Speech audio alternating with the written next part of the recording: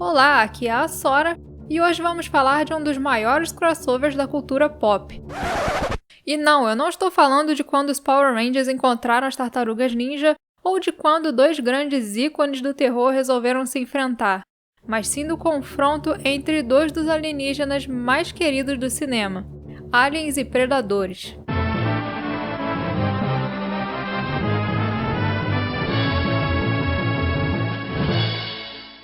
Diferente do que muita gente pensa, Alien e Predador não se encontraram pela primeira vez nos filmes e nem nos games. Na verdade, o primeiro encontro aconteceu nos quadrinhos da Dark Horse.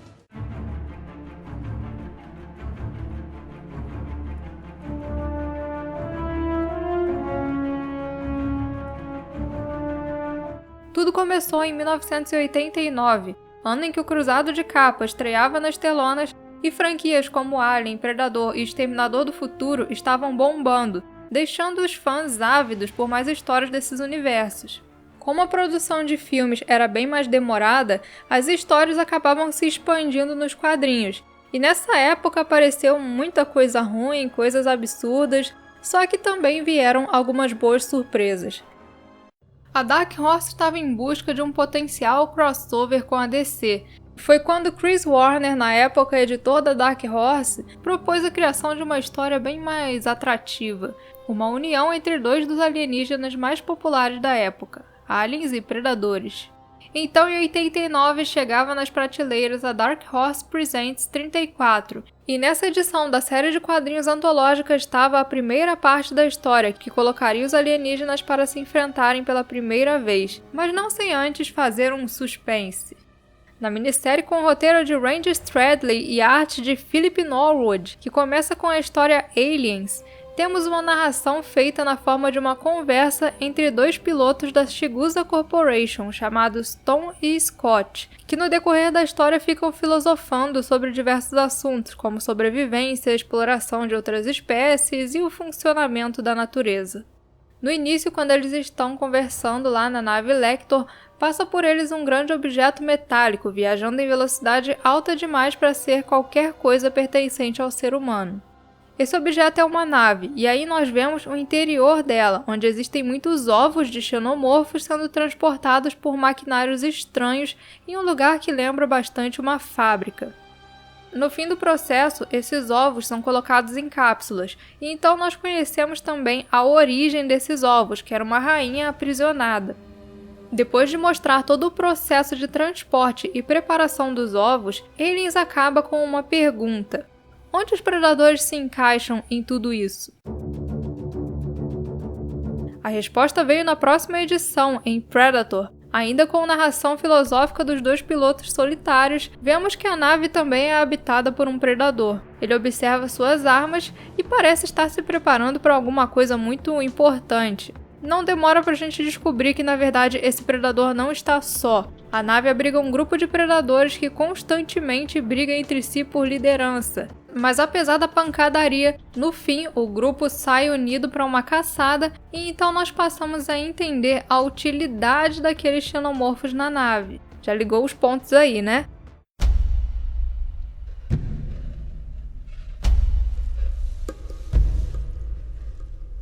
Em Aliens vs Predator The Hunt, vemos a queda da cápsula que coloca os ovos dos xenomorfos em um planeta pantanoso. E logo eles começam a tomar a fauna do local. Então, o grupo liderado por Top Knot desce da nave e parte em busca das suas presas. Não demora para as duas espécies finalmente entrarem em confronto pela primeira vez na história da cultura pop, e no fim da caçada, os predadores levam a melhor e o líder marca os seus pupilos com sangue dos xenomorfos, sinalizando a sua condição de Blooded, um jovem predador que venceu um combate contra um xenomorfo.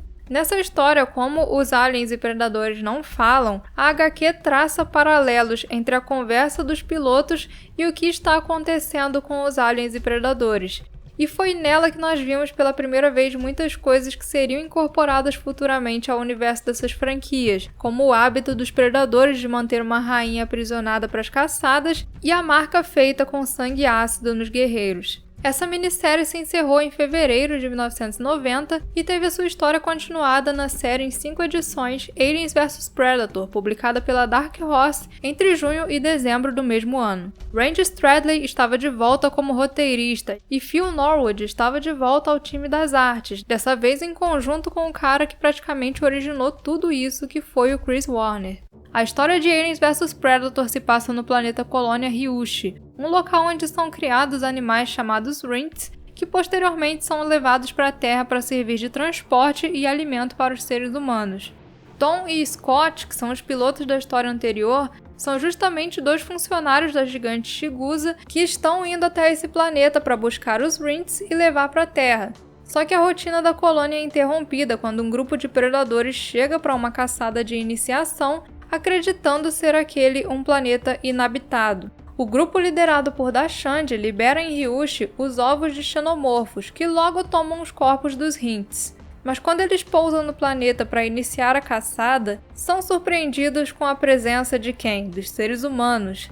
Um estudioso em busca da origem de um facehugger encontrado pelos colonos se envolve em um conflito que acaba ocasionando a explosão da nave. Ferido, o líder da Xande é deixado para trás pelos seus pupilos traidores, que vão até a colônia e começam a exterminar tudo que aparece no seu caminho, incluindo humanos e animais indefesos, quebrando o código de caça dos predadores.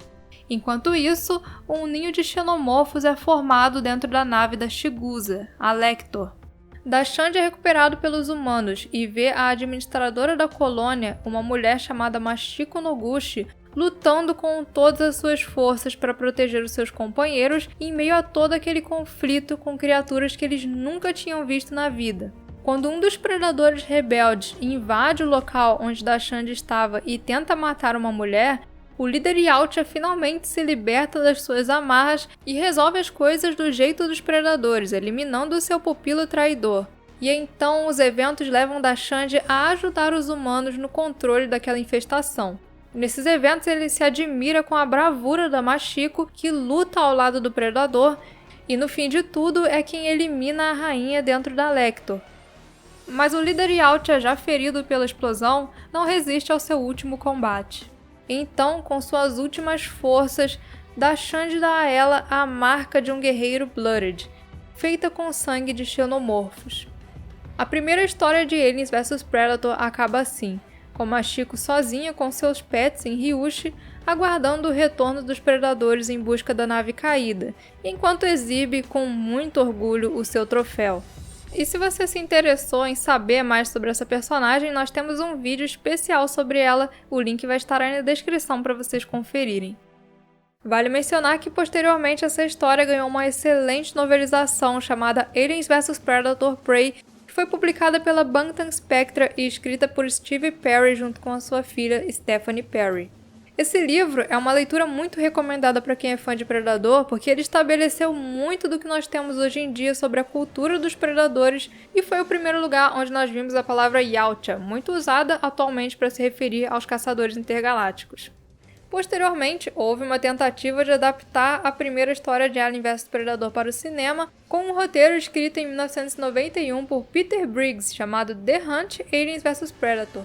Ele seria uma sequência do jogo da Capcom de Alien vs Predador e seria protagonizado por uma mulher chamada Hiroko Noguchi, com uma história bem próxima da HQ. Só que essa ideia foi descartada, e Aliens e Predadores só se encontrariam nos cinemas em 2004, no filme dirigido por Paul Anderson.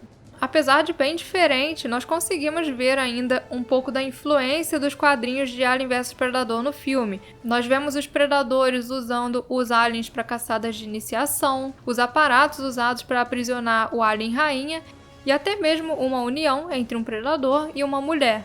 Já sua sequência Requiem também pegou inspiração dos quadrinhos, um pouco posteriores, trazendo para as telonas o Predalien, que apareceu pela primeira vez em 1995 na história Aliens vs Predator Duel. Já hoje, esse crossover é uma franquia que tem toda uma mitologia própria e apareceu em diversas mídias, sendo responsável até por alguns bons jogos. E essa foi a história de origem de Aliens vs Predador. Não deixem de ficar ligados no Central Pandora para muito mais sobre esses dois universos. Muito obrigada a todos por terem assistido, um abraço e até a próxima!